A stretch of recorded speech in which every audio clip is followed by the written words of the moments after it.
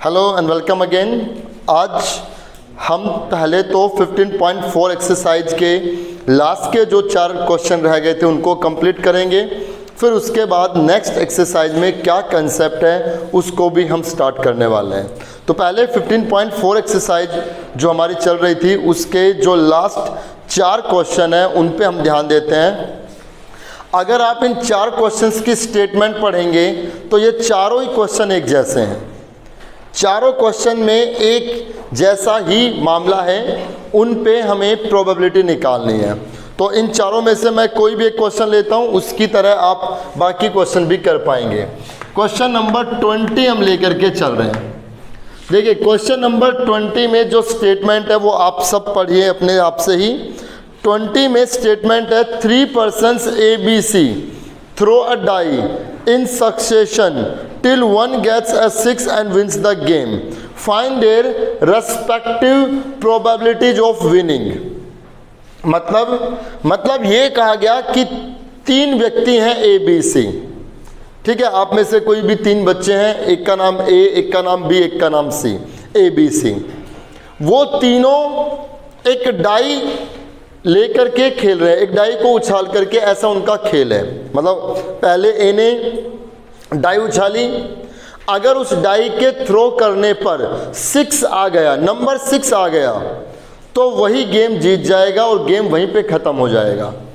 बारी सबको मिल रही है। पहले ए का नंबर है, अगर ए के उछालने पर 6 आ गया तो ए गेम जीत गया, गेम वहीं पे ख़त्म। अगर ए के डाई उछालने पर 6 नहीं आया तो अब ये डाई बी को पास होगी, अब बी को नंबर मिलेगा, तो बी उस डाई को उछालेगा।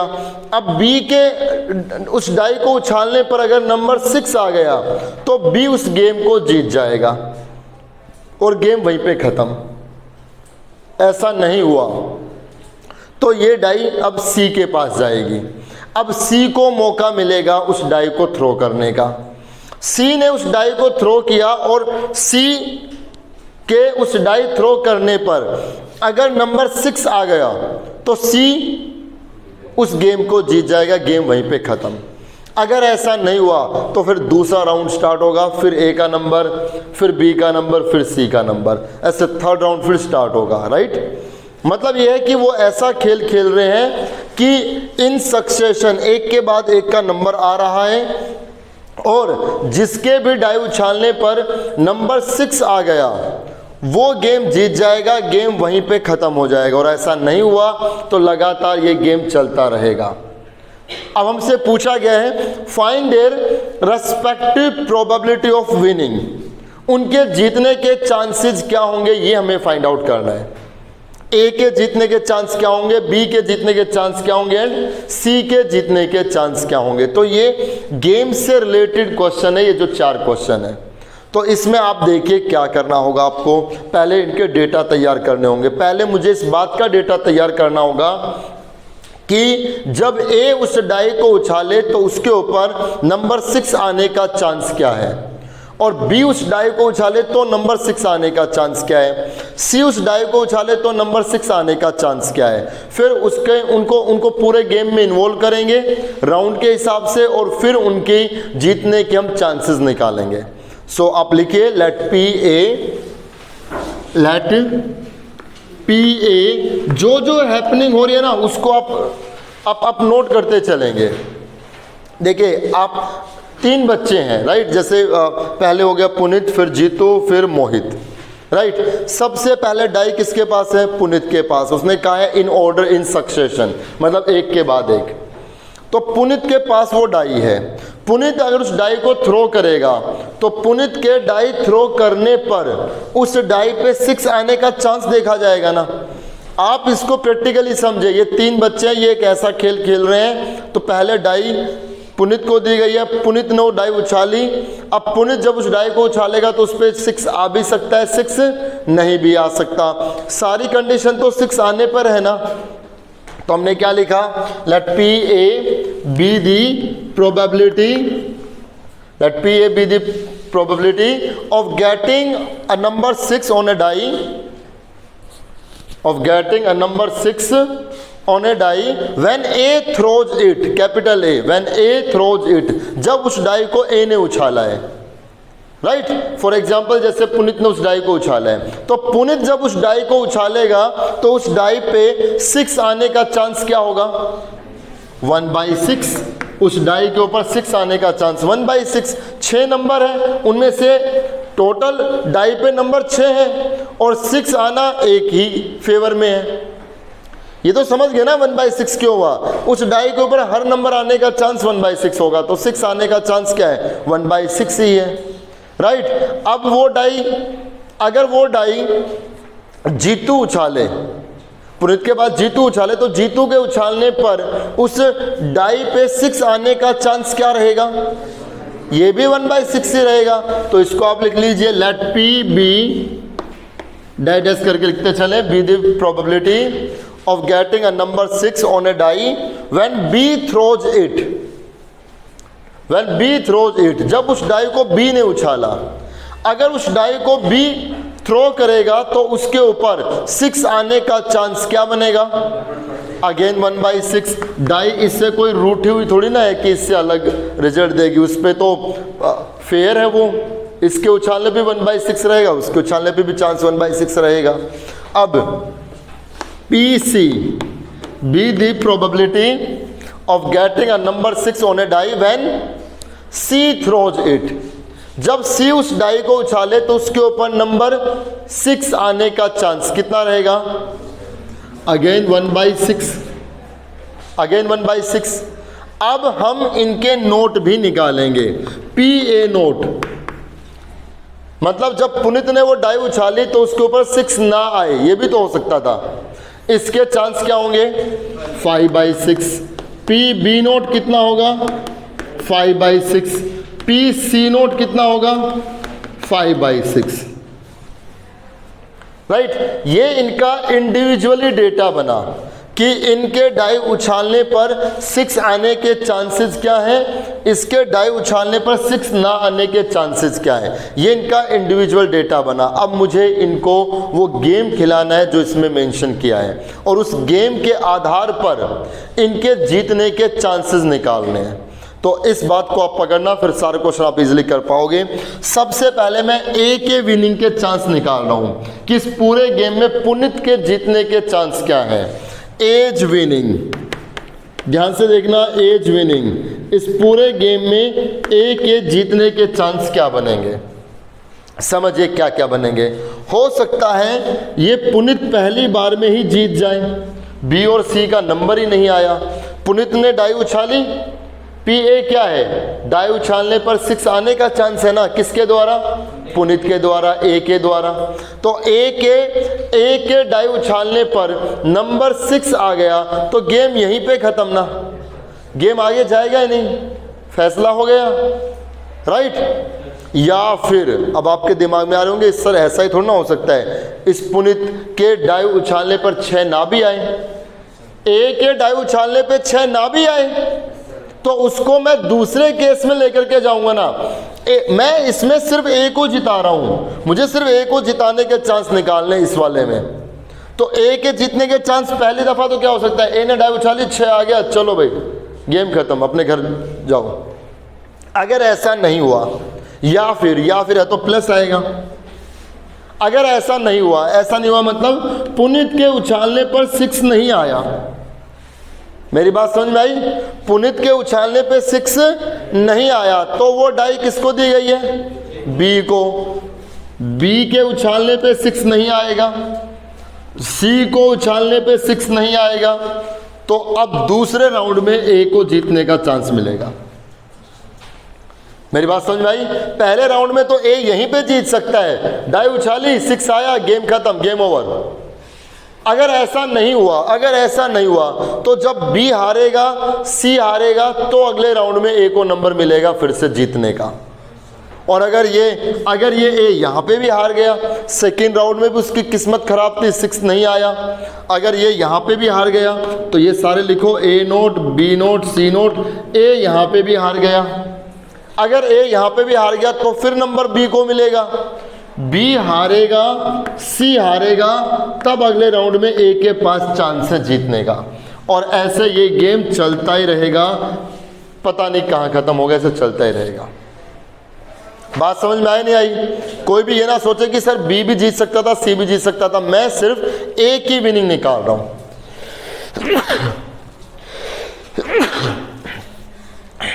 सॉरी, तो मैं यहां पे सिर्फ ए के जीतने के चांस निकाल रहा हूं। बीज विनिंग में वो सब बातें आएंगी जो आप सोच रहे हो। सीज विनिंग में सी के केस बनाएंगे। मुझे उनकी विनिंग की रेस्पेक्टिव प्रोबेबिलिटी निकालनी है कि उनके विनिंग की प्रोबेबिलिटी क्या बनेगी इस पूरे गेम में। तो चलिए डेटा लिख लेते हैं। पी ए कितना दिया हुआ है 1/6, बीच में प्लस ये ए नोट बी नोट सी नोट 5/6 5/6 5/6 है ना। तो ये तीनों 5/6 की पावर 3 हो गया और ये कितना हो गया 1/6। ऐसे 1 2 3 4 5 6 ये 5/6 की पावर 6 हो गया और 1/6 प्लस अप टू चलता ही रहेगा, सोन चलता रहेगा। ठीक है, अब आप देखिए इन सभी से 1/6 कॉमन निकाल दें। इन सभी से 1/6 कॉमन निकाल दिया तो यहां रह गया 1 प्लस यहां हो गया 5/6 की पावर 3, यहां हो गया 5/6 की पावर 6 एंड सोन चलता रहेगा। ये 1/6 बाहर रहेगा, 1/6 बाहर रहेगा। ये आप देख रहे हो ये एक जीपी बन गई, ये जीपी में है, ज्योमेट्रिक प्रोग्रेशन में है। नेक्स्ट टर्म को प्रीवियस टर्म से डिवाइड करोगे तो रेशियो सेम रहेगा, कॉमन रेशियो आएगा। नेक्स्ट को प्रीवियस से डिवाइड करोगे तो सेम रहेगा, ये एक जीपी है, ज्योमेट्रिक प्रोग्रेशन है। तो ज्योमेट्रिक प्रोग्रेशन में जीपी में बच्चों आपने 11th क्लास में सम ऑफ इन्फिनिटी टर्म पढ़ा था। सम ऑफ इन्फिनिटी, ठीक है, दिख रहा है सम ऑफ इन्फिनिटी टर्म्स।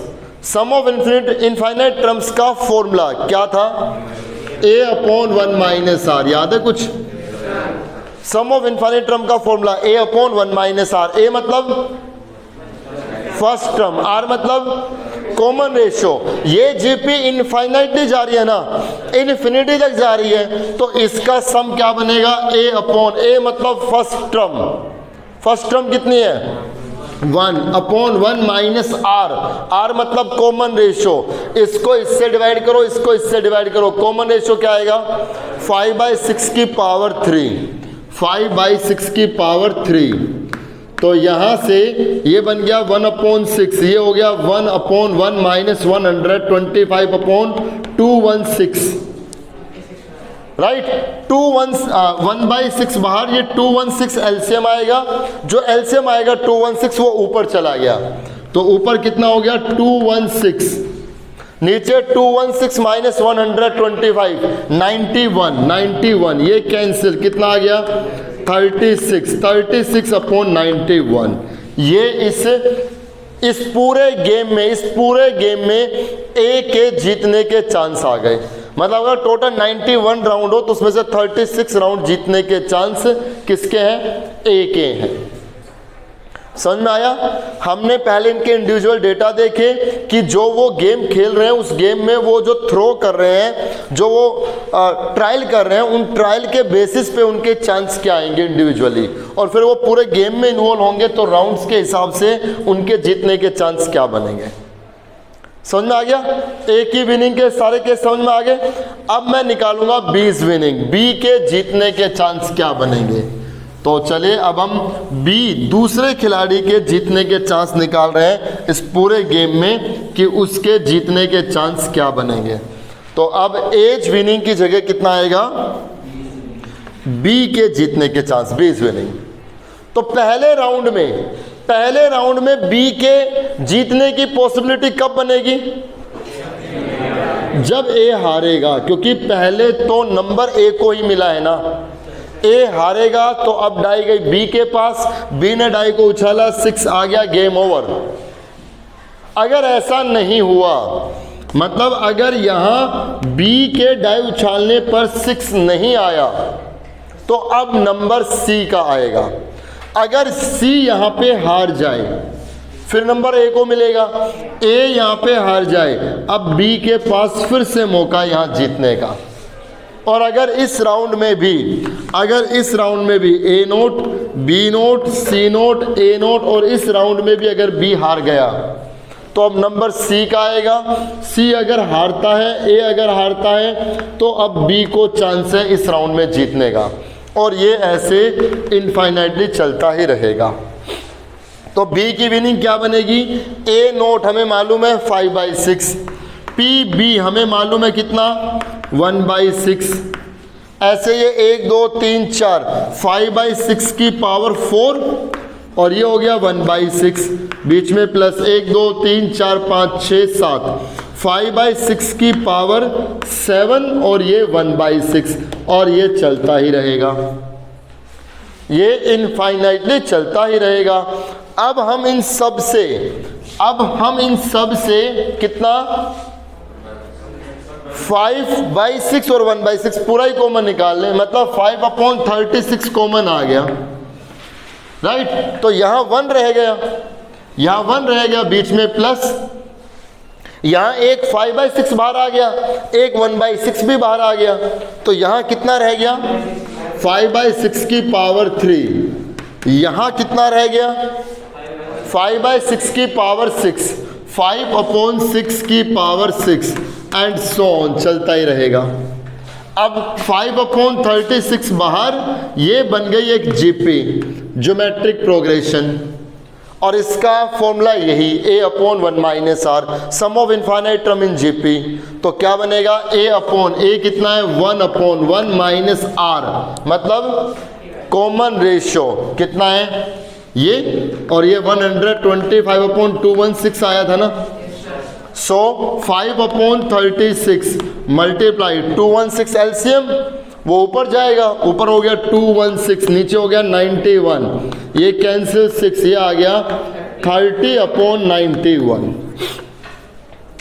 तो उस पूरे गेम की इन्वॉल्वमेंट में इस बी के जीतने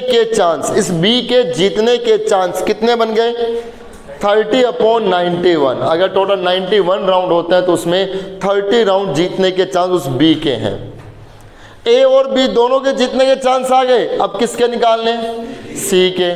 तो अब हम सीज विनिंग निकालते हैं। अच्छा, सी की विनिंग निकालने के लिए ये सारा सब कुछ करने की ज़रूरत ही नहीं है। जब आपको पता है कि 3 खिलाड़ी हैं, वो ही गेम में इन्वॉल्व हैं, उनके बेसिस पे हमने ए और बी की प्रोबेबिलिटी निकाल दी, तो सी की प्रोबेबिलिटी क्या होगी 1 में से माइनस कर दो ए और बी के जीतने के चांस। तो ए के जीतने के चांस कितने थे 36/91, ये कितना था 30/91, तो ये आ जाएगा 1 - 66/91, ये आ गया आपका 25/91।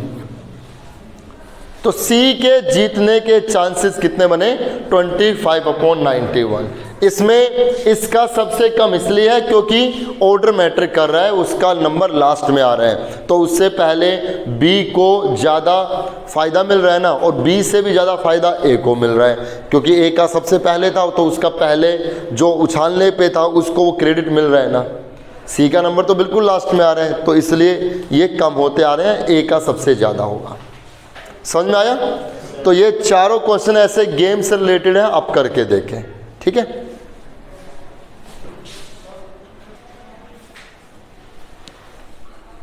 इस क्वेश्चन के साथ बच्चों हमारी एक्सरसाइज 15.4 कंप्लीट हो गई है। जो नेक्स्ट एक्सरसाइज है 15.5, उसमें जो कंसेप्ट है वो है लॉ ऑफ टोटल प्रोबेबिलिटी। एक बहुत इंपॉर्टेंट टॉपिक है ये, इस पे बेस्ड नेक्स्ट एक्सरसाइज भी चलेगी जिसमें हम बेस थ्योरम पढ़ेंगे, और बेस थ्योरम से एक क्वेश्चन आपके एग्जाम में हमेशा पूछा जाता है। तो ये जो 5th एक्सरसाइज और जो 6th एक्सरसाइज है, दोनों एक दूसरे से लिंक्ड है। तो पहले हमें बेसिकली जानना है कि लॉ ऑफ टोटल प्रोबेबिलिटी क्या है। लॉ ऑफ टोटल प्रोबेबिलिटी में क्या होगा कि सबसे पहले आपसे ये कहा गया होगा कि कोई 2 अर्न है या कोई 2 बैग है, उनमें से कोई एक सेलेक्ट किया, और फिर जो बैग सेलेक्ट किया उससे कोई एक चीज़ निकाली, या कोई 2 अर्न है उनसे एक चीज़ निकाली, और जो चीज़ हमने निकाली है प्रोबेबिलिटी बताओ, वो स्पेसिफिक कोई रेड बॉल हो या कोई ब्लैक बॉल हो, मतलब स्पेसिफिक जो चीज़ निकाली है उसकी प्रोबेबिलिटी पूछेगा। जैसे एग्जांपल के तौर पे हम समझते हैं, ये हमारे सामने 2 बैग है, दिख रहा है यहाँ इसमें,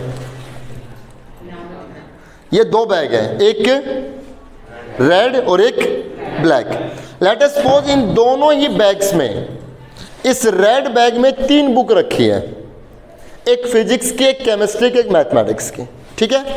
ऐसे ही इस ब्लैक बैग में भी 3 बुक रखी है, 1 of physics, 1 of chemistry, 1 of mathematics, right. इतना हो गया। मैं क्लास में आया और मैंने कहा, मेरे सामने 2 बैग थे, राइट, मेरे सामने 2 बैग थे, मैंने कहा कि मुझे मैथमेटिक्स की बुक चाहिए, मुझे क्या चाहिए, मैथमेटिक्स की बुक चाहिए। तो ये मुझे पता है कि इन दोनों ही बैग में मैथमेटिक्स की बुक रखी है, मुझे ये पता है कि इसमें एक फिजिक्स, एक केमिस्ट्री, एक मैथमेटिक्स की बुक है, और मुझे पता है इसमें भी एक फिजिक्स, एक केमिस्ट्री और एक मैथमेटिक्स की बुक है।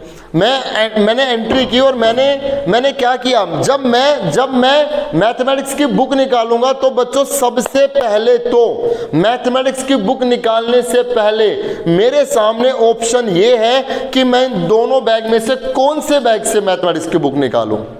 Got my point. मेरा फाइनल तो ऑब्जेक्ट यही है कि मुझे मैथमेटिक्स की बुक चाहिए, ओवरऑल मुझे चाहिए तो मैथमेटिक्स की बुक, लेकिन उस मैथमेटिक्स की बुक निकालने से पहले भी मेरे सामने इन बैग्स के ऑप्शंस है ना। इन 2 बच्चों के बैग है, एक बच्चे ने कहा नहीं सर आप मेरे बैग में से लो, एक ने कहा नहीं सर आप मेरे, छोटी क्लास में होता ना सर, है ना, वो हाथ में मैम हमारी पेंसिल, हमारे पेन यूज करो। तो ये 2 बैग है, आपने कहा कि सर हमारे बैग में से, सर हमारे, तो इन 2 बैग में से भी पहले सिलेक्शन होगा ना। मेरी बात समझ में आई।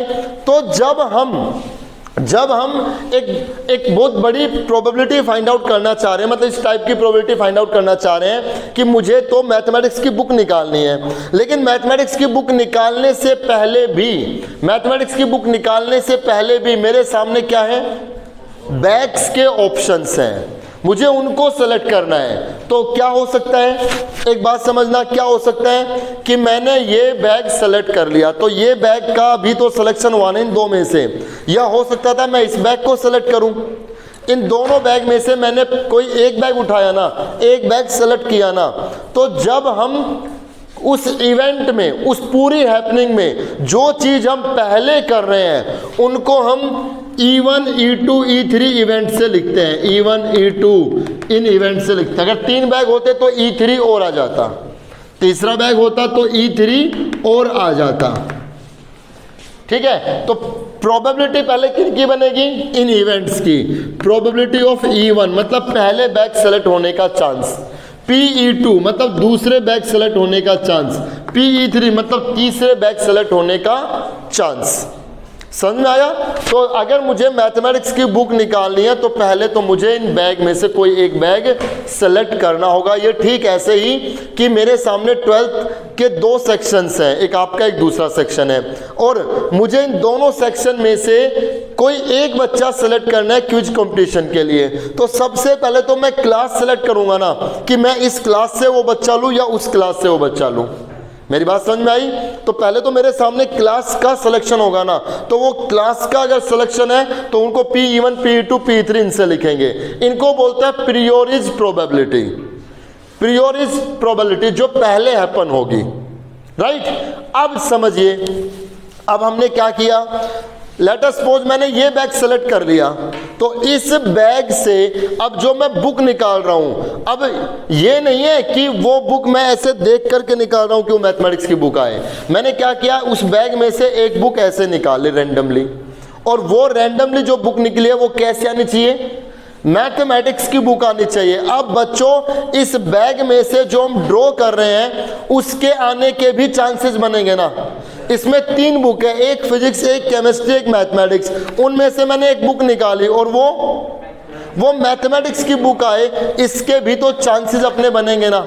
उसको हम लिखेंगे एक कंडीशनल E1। अब आप एक कंडीशनल E1 का मतलब समझ गए होंगे। ए का मतलब क्या है? मैथमेटिक्स बुक आने का चांस। कब?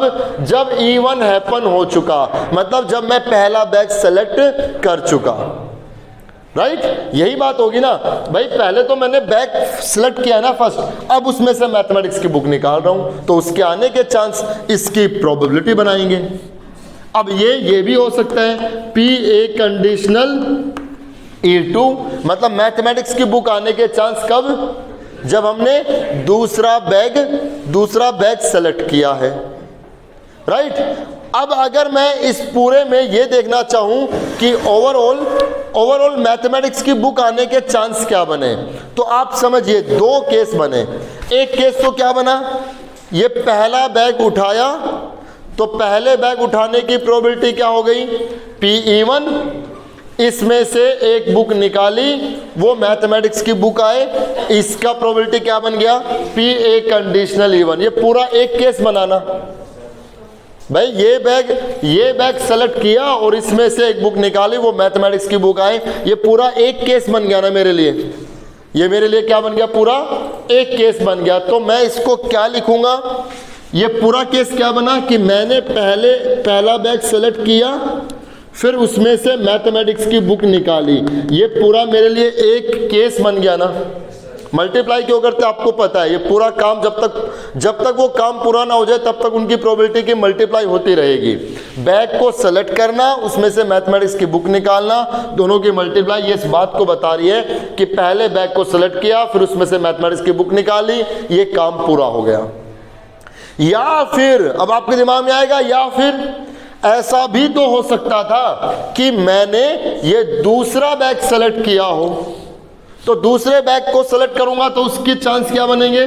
PE2, और फिर इसमें से वो जो बुक निकाली वो मैथमेटिक्स की बुक आई हो, तो इसको किससे लिखेंगे? PA conditional E2। मेरी बात समझ में आई कि नहीं आई?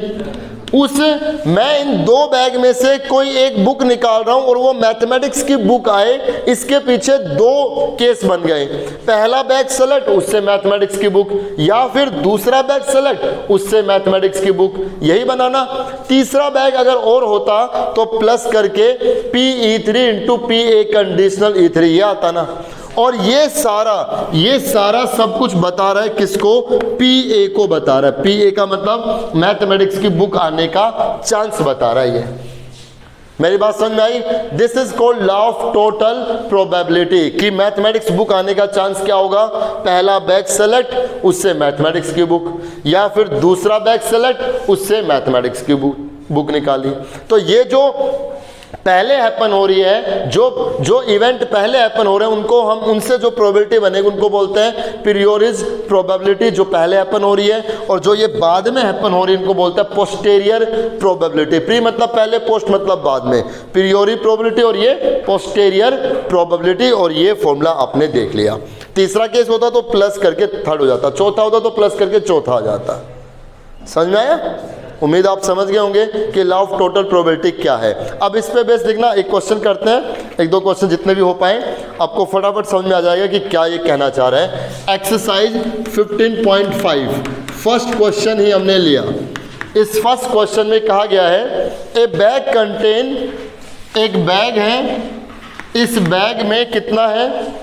4 रेड 3 ब्लैक बॉल्स रखी हुई है, और एक बैग सेकंड है, इसमें 2 रेड 4 ब्लैक बॉल रखी हुई है। ठीक है, ये दो बैग हैं।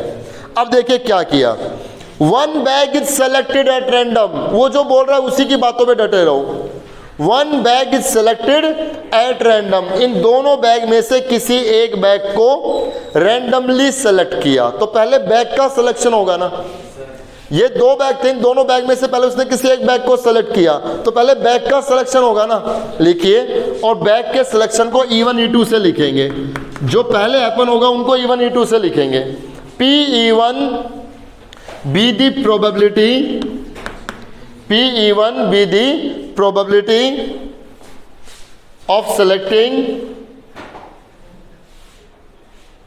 Bag first. इस बैग फर्स्ट को सेलेक्ट करने के चांस क्या बनेंगे?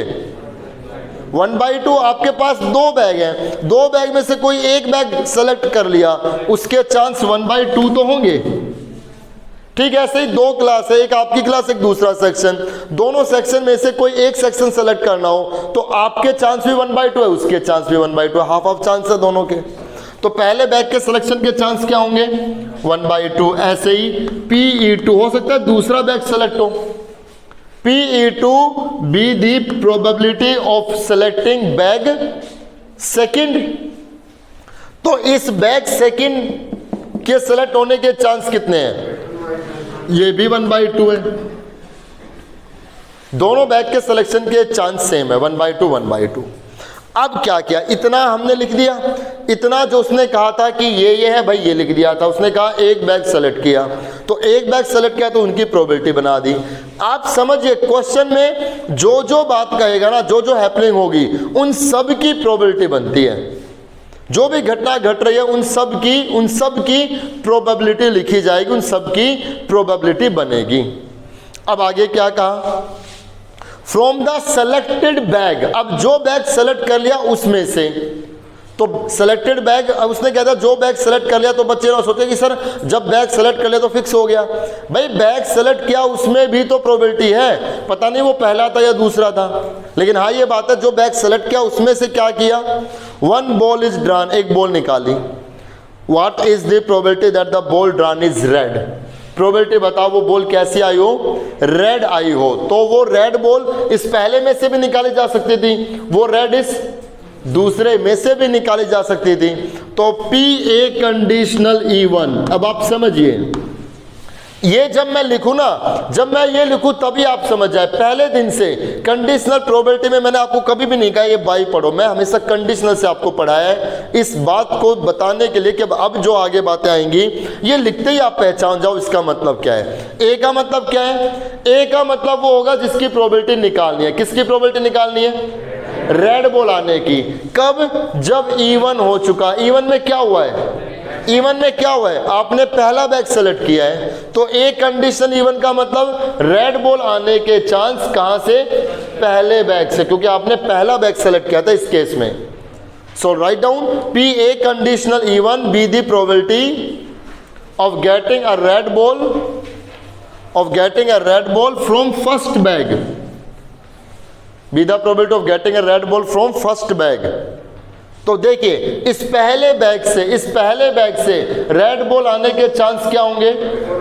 4/7 है।